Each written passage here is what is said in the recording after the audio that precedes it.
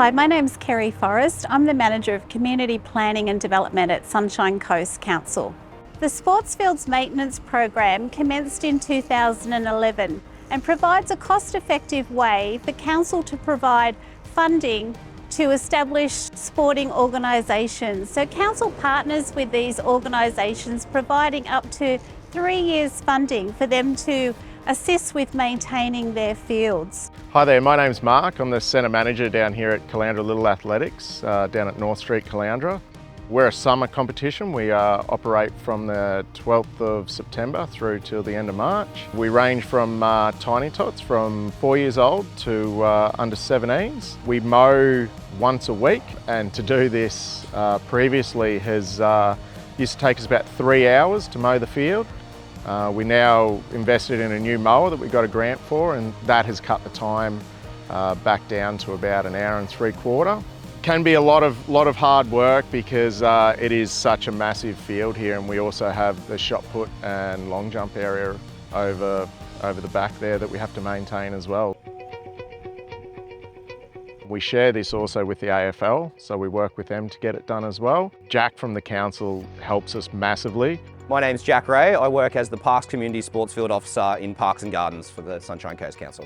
So we do a lot of work on preparing management plans for sports fields, focusing on healthy turf, turf nutrition, good irrigation practices, water harvesting where possible, with a view to provide cost-effective management and maintenance solutions for sports fields. The funding itself would not go far enough if Jack and his team didn't come down and help put out the fertiliser, help us organise the fertiliser through their suppliers, and also help us with the spraying contractors. Otherwise the funding just wouldn't be enough and wouldn't go far enough. So the Sports Field Maintenance Funding Program model allows the clubs to leverage off Council's internal knowledge and skills in the areas of sports field management and maintenance. We take control of the field after the AFL season. The field is generally in pretty rough condition, from footy boots and so forth running all over it. We've got obviously small kids doing this, 4-year-old, 5-year-old kids with small feet, that the field being very chopped up is dangerous to the kids running. So Jack comes down, he helps us top dress the field, they bring the tractor down, he helps organise all the top dressing material and everything.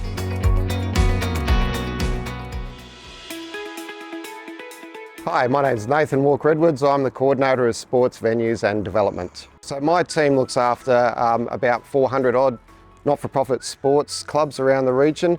We assist them with their governance, their strategic planning, facility upgrades and their financial management. I was involved with the program since its inception in 2011, and Jack came on board then as a sports technical officer to do with turf maintenance, and we assisted Jack with getting him to know the network, the fields, the locations and those club relationships.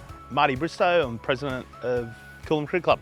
So the Cricket Club started in 1991, so we've been going for a little over 30 years, been through a period of significant growth, probably the last 5 years. We've got about 20 teams competing this season between juniors and senior men's and senior women's. We use the fields for training 4 afternoons a week and 3 evenings a week.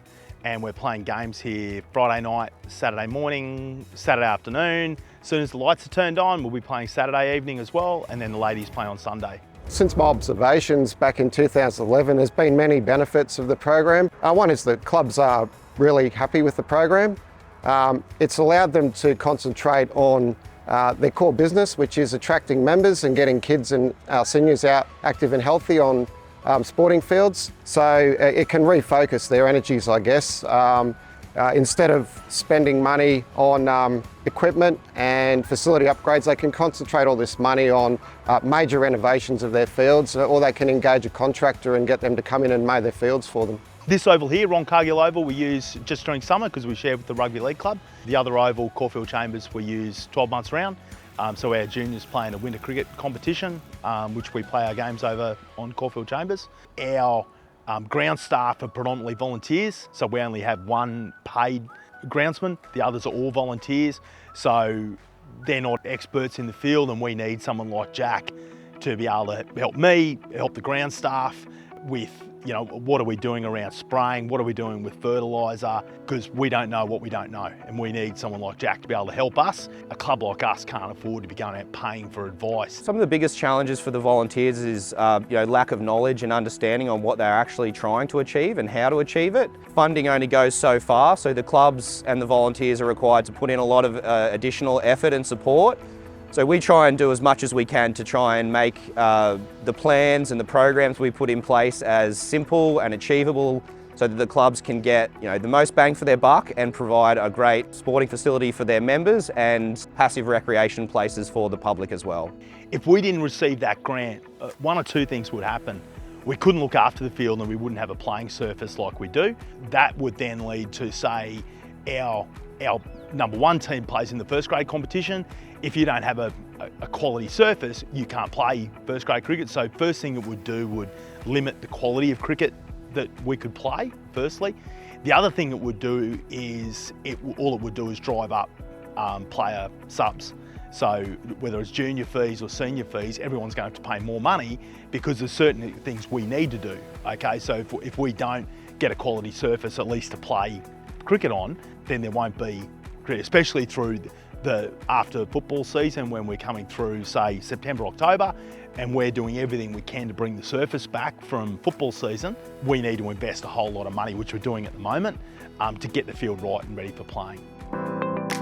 From the club's perspective, we're really appreciative for what Jack has done for us personally, but also for council with the field maintenance grant. Currently, 48 organisations benefit from over $773,000 in funding from the Sportsfields Maintenance Program. By partnering with council, the sporting clubs receive expert advice to assist them to maintain their fields, as well as providing a level of autonomy for these groups to oversee the activities that are happening on their grounds.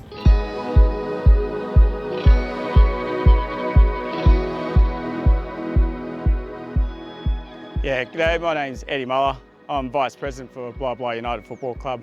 We're part of the Sunshine Coast Churches Soccer Association. We have around about 220 members this year. That's ranging from under 6s all the way through to seniors, and that's the over 35s, women's as well. So prepping for the start of the season, all the way through, and then end of season maintenance as well. So that's looking after the field. So that's mowing, fertilising, all your chemicals and all that as well, to ensure that we get the best result we can and longevity for the fields. Look, the funding is amazing. As I said, we're non-for-profit, so we can reduce our fees for the members to play. That money goes in towards the fuel, the mowing, or the fertilisers as well, and running the tractor. This funding enables volunteers to maintain their fields to a competitive standard, which enables players to be able to train, play and compete. Jack Ray's experience and advice has been phenomenal.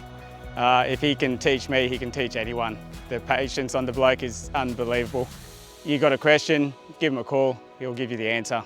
Clubs are able to spend their dollars through the Sportsfield Maintenance Funding Program, specifically on field maintenance and upgrades. That allows them to free up some dollars to either contribute or apply for other funding programs through Council's Community Grants Program. So that could be sports equipment, it could be for sports programs or facility upgrades. If we didn't have the funding, that would mean current climate that we're in, finding that extra dollar is very, very difficult for families. So if we can support families like that, reduce the fees, it gets kids out in the field playing where they should be, then all the best for it.